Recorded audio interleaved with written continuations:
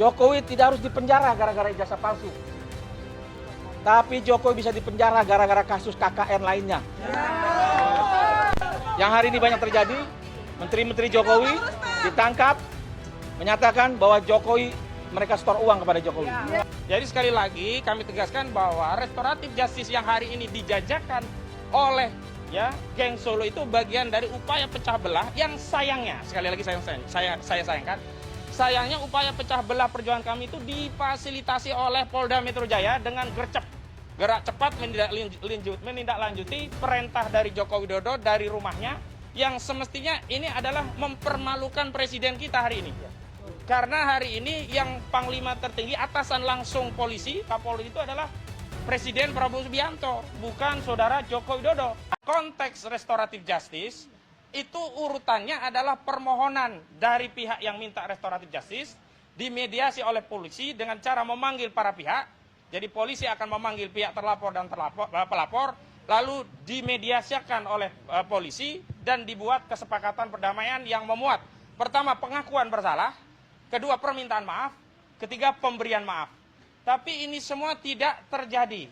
SOP hukum acaranya yang berlaku adalah SOP Solo. Yakni apa? Bukan datang ke polisi dulu, tapi tanggal 8 Januari 2026, Egy Sujana dan Damai Hari Lubis datang ke Joko Widodo di Solo. Setelah itu minta di SP3, baru diperintahkan polisi untuk menindaklanjuti. Setelah itu baru diajukan surat permohonan restoratif justice pada 13 Januari 2026. Setelah itu dikeluarkan SP3 tanggal 15 Januari 2026. Artinya SOP yang berjalan, hukum acaranya itu tidak menganut undang-undang KUHP yang lama. Jadi tidak menggunakan undang-undang nomor 8 tahun 1981. Tidak juga menggunakan ketentuan KUHP hukum acara yang baru, yakni undang-undang nomor 20 tahun 2025. Jadi yang berlaku adalah SOP Solo. Jadi sekali lagi kami tegaskan bahwa restoratif justice yang hari ini dijajakan oleh geng Solo itu bagian dari upaya pecah belah yang sayangnya, sekali lagi saya sayangkan, sayangnya upaya pecah belah perjuangan kami itu difasilitasi oleh Polda Metro Jaya dengan gerak cepat menindaklanjuti perintah dari Joko Widodo dari rumahnya yang semestinya ini adalah mempermalukan presiden kita hari ini. Karena hari ini yang panglima tertinggi atasan langsung polisi, Kapolri itu adalah Presiden Prabowo Subianto, bukan saudara Joko Widodo. Kantor negara kita adalah di Istana Negara, bukan di rumah Jokowi di Solo. Jadi ini merusak hukum acara dalam penegakan hukum, itu dari sisi prosedur. Yang kedua dari sisi substansi, kami tegaskan restorasi ini hanyalah restorasi untuk membeli pejuang agar mau menjadi pengkhianat. Iya, karena substansi restorasi pemulihan ijazah nggak bisa. Karena nggak bisa merestorasi ijazah yang tadinya palsu menjadi asli dengan adanya perdamaian, nggak bisa. Tetap palsu. Tetap saja palsu begitu loh. Makanya kalau ingin membuktikan ijazah itu asli, bawa ke pengadilan. Tapi lagi-lagi di pengadilan Solo, Joko Widodo tidak datang. Katanya akan menunjukkan SD, SMP, SMA, S1 di pengadilan jika diminta. Padahal yang disita hanya SMA dan S1. Berarti SD, SMP kan sebenarnya bisa ditunjukkan ke Solo. Dalihnya kan karena pinjam alat bukti di Polda belum dipenuhi. Dan saya kira Polda harusnya memenuhi. Kenapa? Karena itu untuk tujuan penegakan hukum, yakni pembuktian di persidangan. Wong kemarin saja kita gelar perkara khusus tidak ada tujuan pembuktian saja. Bisa dibuka, bisa dikasih unjuk, bisa melanggar KUHP yang sebenarnya segel itu hanya dibuka di depan persidangan oleh jaksa dalam konteks pembuktian. Kenapa untuk pembuktian di Pengadilan Negeri Surakarta itu tidak bisa dilakukan? Baru kemudian kami membaca ternyata dugaan kuat kami proses gelar perkara yang menunjukkan ijazah yang mulanya kami agak GR. Mulanya kami kira kami GR karena kami menekan, mendesak untuk ditunjukkan kemudian ditunjukkan. Ternyata itu adalah bagian dari skenario Solo. Terbaca dari apa setelah itu relawan Jokowi Rejo menyatakan setelah ditunjukkan, didekatkan alat bukti, pasal-pasal ternyata masih kenceng. Dari 12 itu semuanya tidak termaafkan. Itu ada 3 yang tidak termaafkan, yang lain bisa dimaafkan. Lah kemudian di follow up dengan adanya restoratif justice dan damai yang kemudian terlepas dibantah oleh Egy, klaimnya kan mereka sudah berdamai oleh Solo. Nah ini kan menunjukkan memang ini adalah bagian dari strategi memecah belah, menjatuhkan mental pejuang kita agar seolah-olah mereka harus segera mengakui ijazah itu asli agar tidak dipenjara. Sekali lagi, tidak ada risiko penjara dalam kasus ini. Pertama sudah diperiksa sebagai tersangka, Pak Roy dan kawan-kawan tidak ditahan karena tidak ada alasan, baik objektif maupun subjektif untuk menahan. Yang kedua, presiden yang kedua ini juga tidak mungkin ditahan. Ada dua pertimbangan. Yang pertama saja sudah tidak ditahan. Yang kedua, sudah berlaku KUHP yang baru, yang ancaman pidananya semuanya di bawah 5 tahun. Jadi tidak bisa lagi untuk melakukan penahanan. Jadi tidak ada. Karena itu kami telah berkonsolidasi, menyatukan langkah, termasuk klaster pertama dan klaster kedua. Dan hari ini Pak Roy Suryo hadir dari klaster kedua untuk meneguhkan komitmen bahwa kita bersatu berjuang bersama-sama, betul kan? Kita akan lawan ijazah palsu, betul? Kita akan terus berjuang, betul? Kita akan lawan seluruh kezaliman geng Solo, betul? Dan sekali lagi saya ingatkan institusi kepolisian, terutama yang dipimpin oleh Pak Kapolri, Pak Listio Sigit Prabowo, KUHP yang baru saja disahkan, Pak. Tolong prosedur KUHP yang diikuti, jangan prosedur SOP Solo dalam menangani kasus ijazah palsu. Baik, itu pengantar dari saya. Selanjutnya, untuk meneguhkan komitmen persatuan, kami persilakan Pak Roy Suryo untuk menyampaikan pandangannya. Silakan Pak Roy. Baik, Assalamualaikum warahmatullahi wabarakatuh. Ya, maaf. Ya, saya hadir di sini itu semata-mata karena saya ingin meneguhkan bahwa saya, kemudian Bang Respon Sianipar dan juga Mbak Dr. Tifa itu tetap bersama dengan 3 pejuang yang hari ini akan melakukan kewajibannya untuk menjawab undangan atau menjawab panggilan dari Polda Metro Jaya untuk diminta keterangannya, ya, yaitu Pak Rizal Fadila, Bu Kurnia Tridoyani dan juga Pak Rustam Effendi. Jadi sekali lagi kita tetap kompak, kita tetap bersama, dan sekali lagi sebenarnya kami itu adalah pihak yang diminta menjadi saksi atau ahli ketika waktu itu awalnya TPUA, Tim Pembela Ulama dan Aktivis, itu melaporkan saudara Joko Widodo ke Bareskrim. Suratnya ada, jadi kalau ada orang yang mengatakan waktu itu adalah mereka itu tidak apa-apa ikutkan bahkan di luar dari kesepakatan, enggak, kita bersama-sama, ya. Dan dari awal, dari sini kita mulai, dari sini pula kita harus mengakhiri. Jangan ada yang lari dari tanggung jawab, ya. Jadi artinya kalau ada seseorang yang kemudian tidak seperti nakoda kapal itu seharusnya berada di kapal sampai kapalnya tenggelam, bukan kemudian terjun ke laut sendiri atau bahkan diselamatkan atau menyelamatkan diri sendiri. Jadi sekali lagi kita minta dukungan kepada masyarakat, dan kita tentu tidak lupa kita mohon kepada Allah Subhanahu wa taala untuk memberikan ridhonya, memberikan kelancarannya. Moga-moga pemeriksaan hari ini Pak Rizal Fadila, Bu Kurnia Tridoyani dan juga Pak Rustam itu lancar. Saya tentu saja akan ikut mendukung dan membersamai dari hati yang paling dalam dan juga dari semangat yang paling kuat. Kita tetap bersama. Saya kira itu aja daripada terlalu lama, dan sedikit aja apa yang saya sampaikan untuk menambahkan saja karena kemarin banyak pertanyaan ya.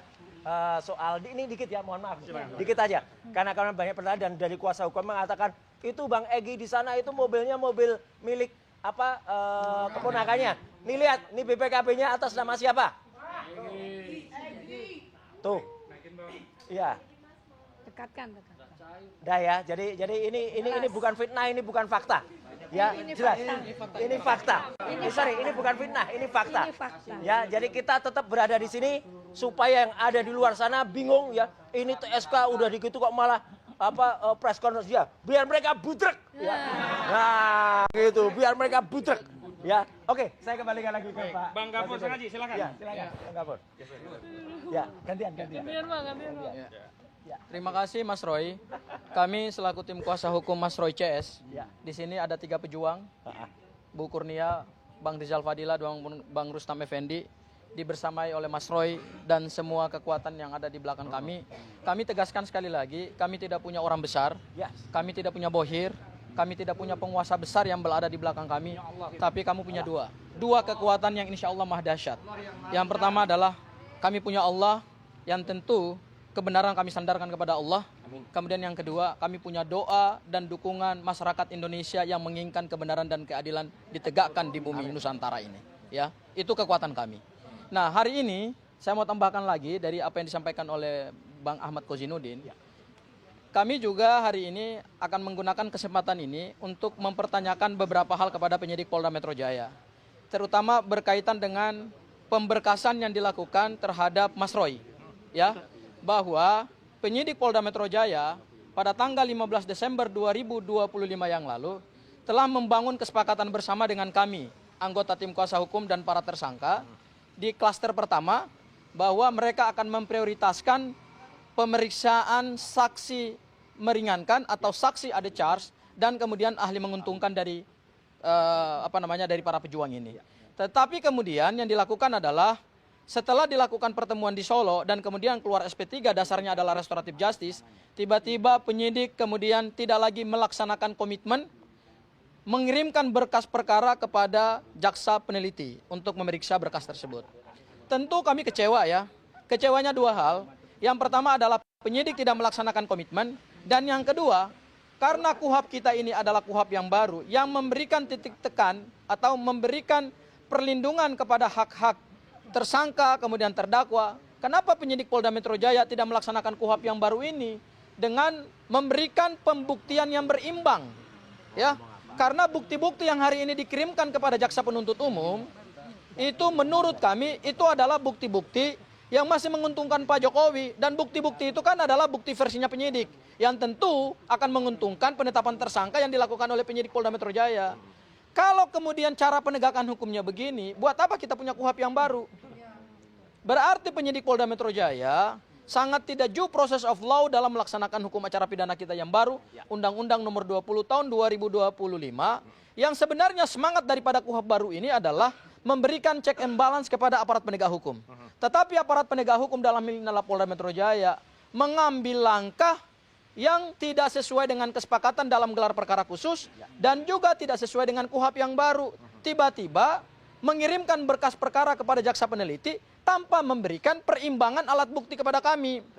Kami yakin dan percaya bahwa apa yang dikirimkan oleh penyidik Polda Metro Jaya itu akan dikembalikan. Percaya sama saya. Kenapa?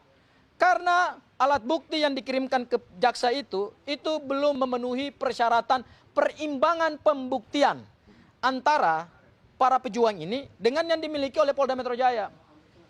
Meskipun ini adalah tuduhan adanya penetapan tersangka karena diduga melakukan tindak pidana, itu kan sifatnya masih dugaan. Dugaan itu kan berarti belum ada pembuktian hukum apa-apa. Karena belum ada pembuktian hukum apa-apa, maka penyidik Polda Metro Jaya harusnya berada di titik tengah. Menerima alat bukti dari pelapor, tetapi juga menerima alat bukti yang disampaikan oleh para tersangka dan para pejuang ini. Kenapa kemudian itu tidak dilakukan? Kami melihat bahwa justru ya selang beberapa hari setelah keberlakuan KUHP dan KUHP baru, aparat penegak hukum sekelas Polda Metro Jaya yang sebenarnya kita harapkan memberikan contoh penegakan hukum yang tepat dan benar dengan keberlakuan KUHP dan KUHP baru ini, seharusnya memberikan pendidikan hukum yang benar supaya aparat-aparat penegak hukum yang lain mengikuti. Tetapi yang terjadi hari ini di Polda Metro Jaya adalah Polda Metro Jaya tidak melaksanakan KUHP dan KUHP baru sesuai dengan semangat reformasi hukum pidana kita. Ya. Jadi kami minta nanti hari ini Polda Metro Jaya juga harus bisa memberikan klarifikasi kepada kami, dan kami akan minta supaya ahli-ahli yang sebetulnya belum diperiksa itu mohon untuk diperiksa kembali. Dan kepada lembaga penegak hukum yaitu kejaksaan, laksanakan KUHP. Jika memang alat bukti yang dimiliki oleh penyidik itu belum memenuhi unsur material dan unsur formil, berarti berkas perkara harus dikembalikan kepada penyidik Polda Metro Jaya. Itu Bang Ahmad Kusiniuddin yang bisa saya tambahkan. Selanjutnya ke tersangka dulu ya Bang. Ya. Bu Kurnia dulu, silakan. Pejuang maksud saya. Para pejuang. Bismillahirrahmanirrahim. Assalamualaikum warahmatullahi wabarakatuh. Ditingkahi dengan hujan besar tadi yang sekarang sudah mereda, kita berharapkan adanya berkah dari Allah Subhanahu wa taala. Saya, Bang Rizal dan Pak Rustam juga Bang Roy sangat bersyukur atas apapun yang ada yang saat ini Allah embankan kepada kami. Tanggal 15 Januari saya menerima surat pemanggilan sebagai tersangka yang pertama, dan dari situ saya ada perasaan lega. Mengapa saya katakan lega? Kami merasa keadaan di mana seperti diadu domba ini setidaknya satu langkah selesai.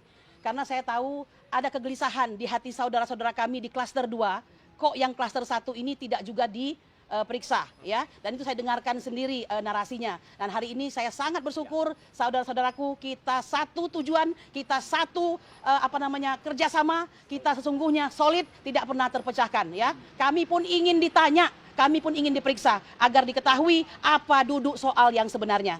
Karena kita tahu dari awal di mana kami maunya melaporkan tapi hanya dihargai sebagai dumas, semua ketidakadilan itu terus berlangsung selama hampir 8 bulan ini ya. Nah, oleh karena itu ini menjawab segalanya. Mungkin ini bagian daripada puncaknya, saya tidak pernah tahu, akan tetapi yang pasti kami ini akan diproses dengan menggunakan KUHP 2023 dan KUHAP 2025. Ini tergantung kepada petugas sendiri apakah mereka sudah siap melaksanakan dengan aplikasinya yang tersebut ya. Nah, oleh karena itu kami inginkan sebagai aparat yang sudah terlatih jangan lagi kagok dan bingung dengan hal tersebut. Karena jika bingung kamilah korbannya. Nah, kami mengatakan tadi bahwa ada 2 klaster, meskipun saya juga bingung kok kayak perumahan. Apakah ada klaster itu dikenal? Banyak sekali hal-hal yang janggal dalam hal ini. Nah, oleh karena itu kami datang kemari, kami ingin menjawab semua itu. Hari ini dengan besar hati kami akan menjawab semua tantangan ini, memberikan jawaban seterang-terangnya kepada masyarakat Indonesia agar kelak 2029 kita mendapatkan pemimpin yang tidak abu-abu latar belakang pendidikannya. Jelas latar belakang pendidikannya ya.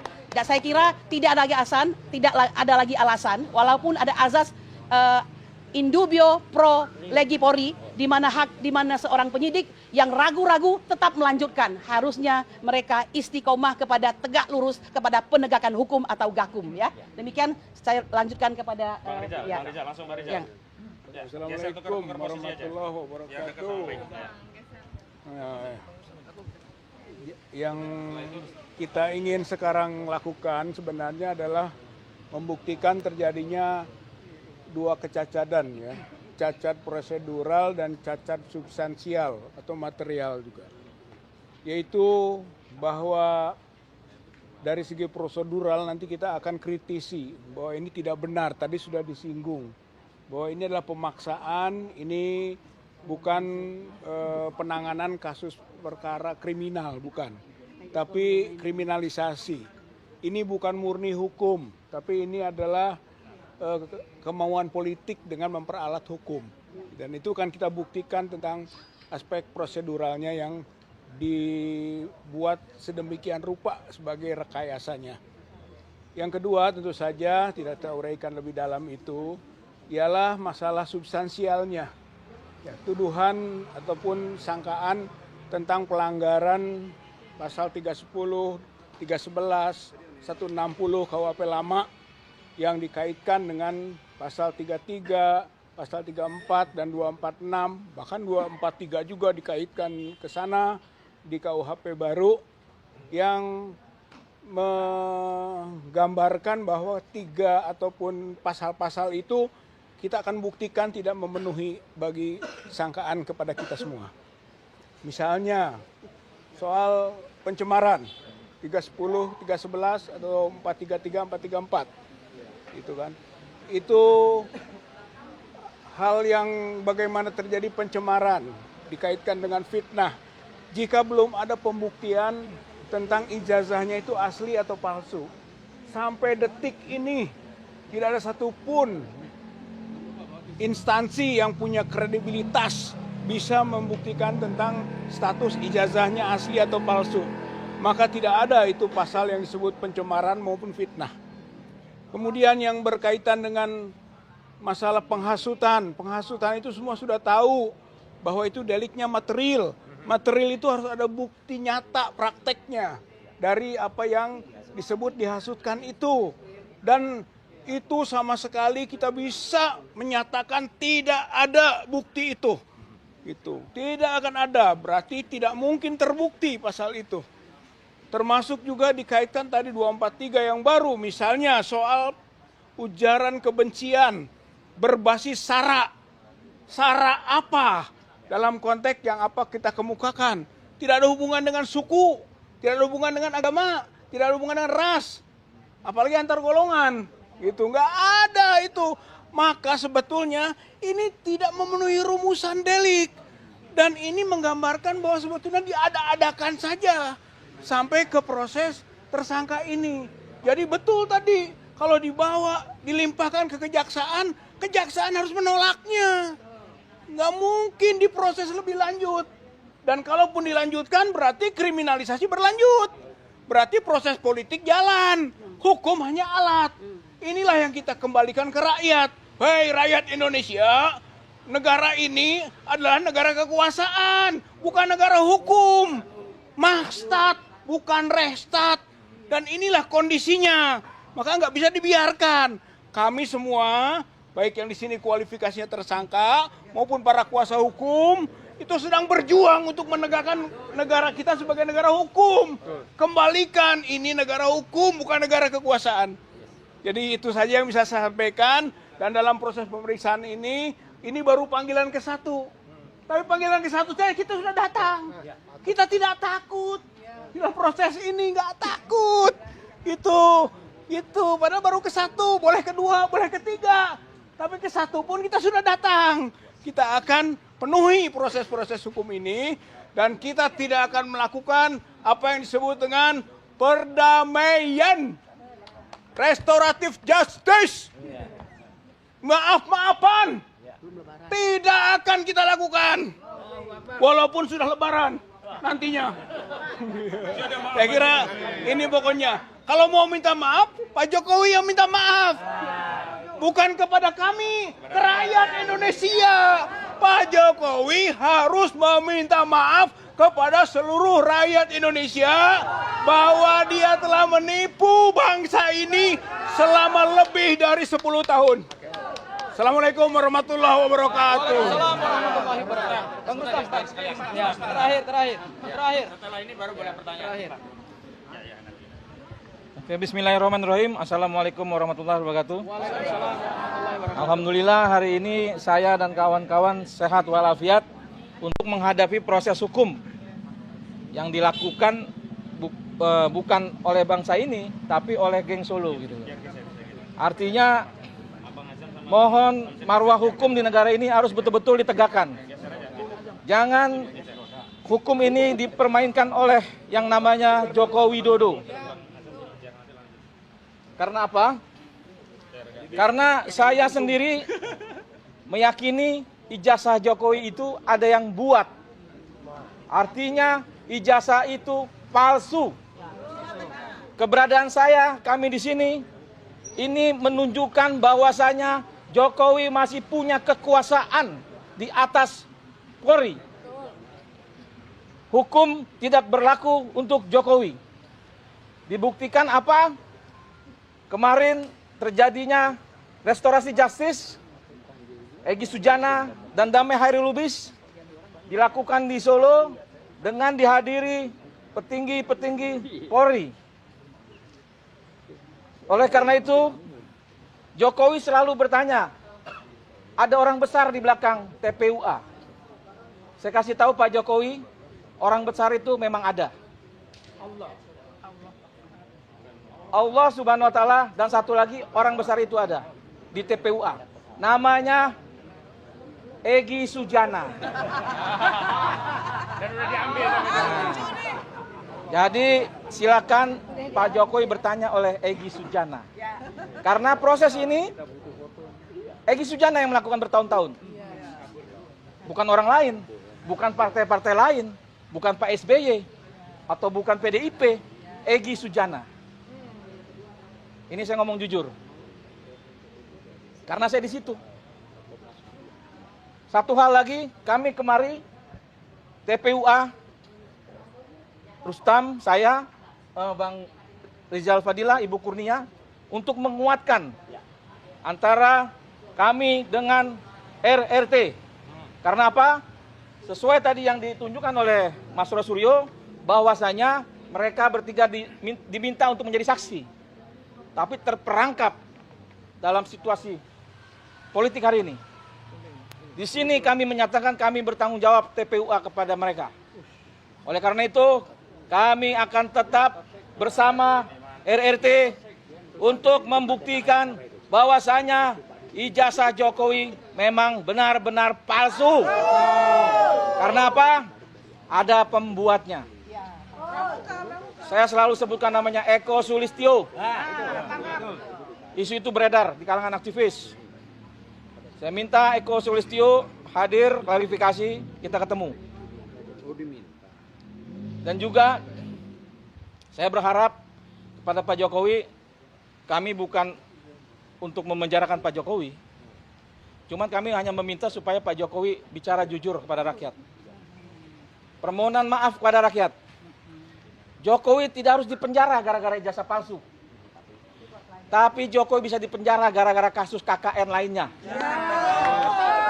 Yang hari ini banyak terjadi, menteri-menteri Jokowi ditangkap, menyatakan bahwa Jokowi, mereka store uang kepada Jokowi. Banyak yang bicara. Nah, pada Pak Prabowo yang saya hormati, yang kami dukung, kami ini memperjuangkan ini sudah lama.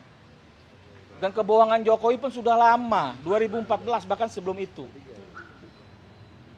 Apabila Allah menyetujui bahwa itu terbongkar di tahun 2014, artinya presiden hari itu adalah Prabowo Subianto. Artinya Prabowo juga dibohongi oleh Jokowi. Dua kali.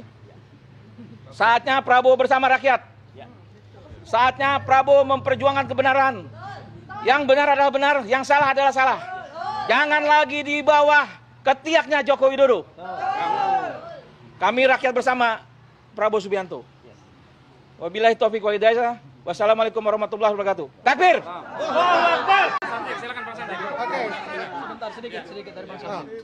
Langsung aja. Ya, Assalamualaikum warahmatullahi wabarakatuh. Ya, terima kasih rekan-rekan semua. Hari ini kami akan mendampingi 3 orang di klaster 1 ini. Ini untuk dalam rangka mendampingi untuk sesuai dengan panggilan Polda Metro Jaya. Pada hari ini kami akan mendampingi mereka. Untuk pertama kalinya kita akan menggunakan Undang-Undang Nomor 1 Tahun 2023. Setelah kita menggantikan Undang-Undang KUHP yang sebelumnya Undang-Undang Nomor 1 Tahun 1946. Ini udah 80 tahun undang-undang yang berlaku. Hari ini kami akan mendampingi teman-teman pejuang-pejuang ini untuk hak-haknya mereka. Kita ketinggalkan 80 tahun undang-undang yang telah banyak mengkriminalisasikan masyarakat Indonesia.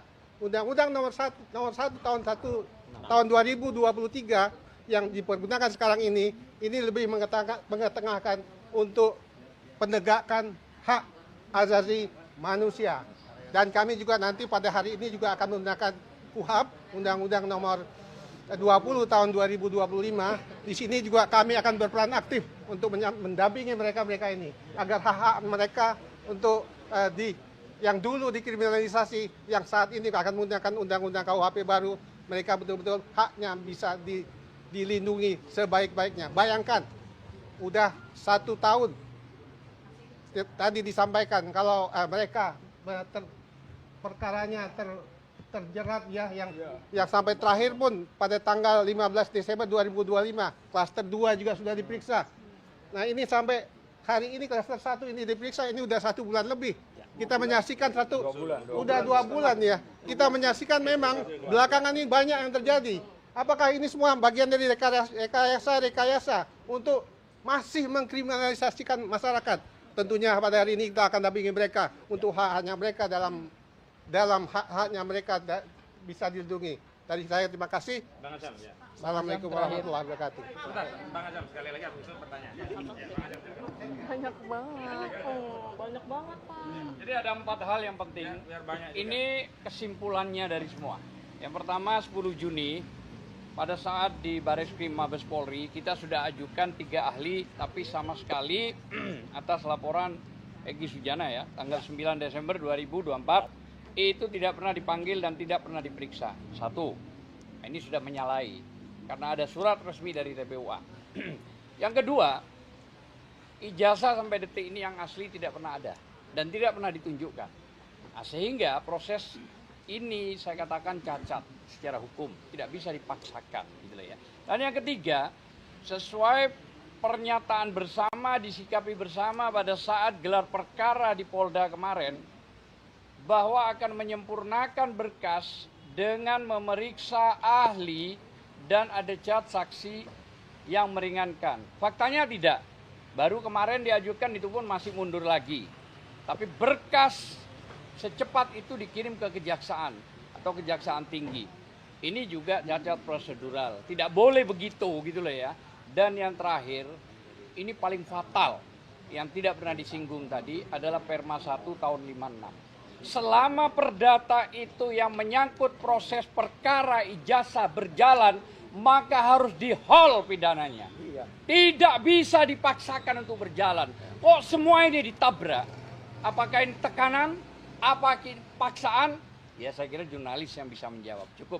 Terima kasih. Assalamualaikum warahmatullahi Kalau ada pertanyaan silakan. Oh, ada tambahan, silakan. Ada yang terlupa, meskipun kemarin sudah saya sampaikan di depan Komnas HAM, kami kemarin ke Komnas HAM ya, untuk menindaklanjuti dulu laporan kita ke Komnas HAM. Dan ada yang menarik banget, meskipun kemarin ada yang sudah dengar. Pengakuan dari Bu Anis Hidayah, itu ketua Komnas HAM dan didampingi Pak Prabianto, wakil ketua.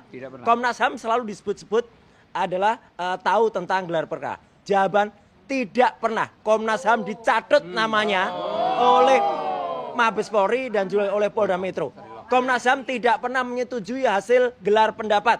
Komnas HAM tidak tahu menahu tentang gelar pendapat.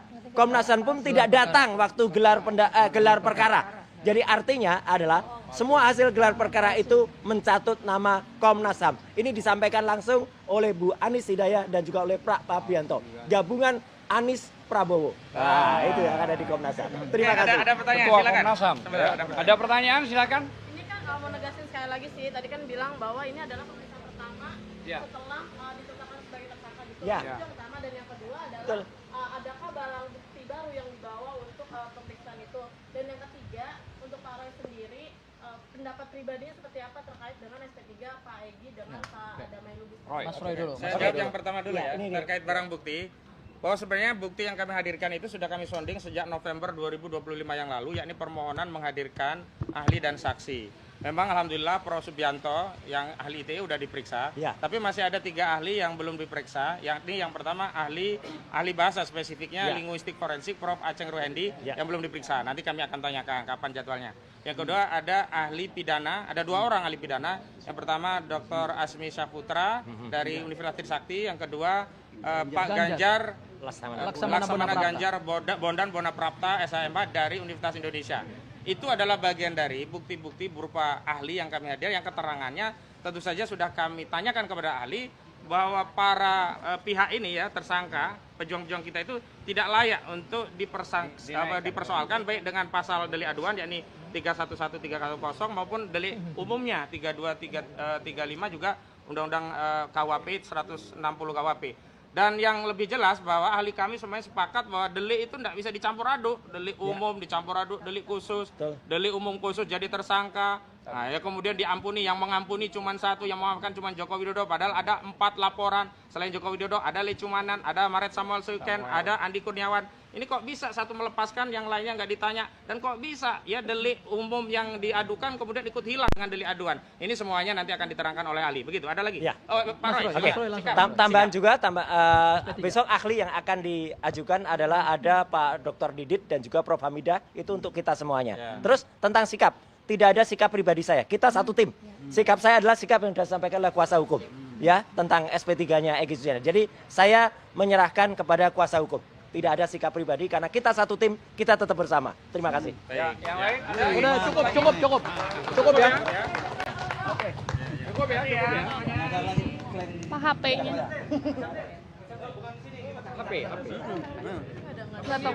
Ini saya debelit nih. Iya, yang apa ini?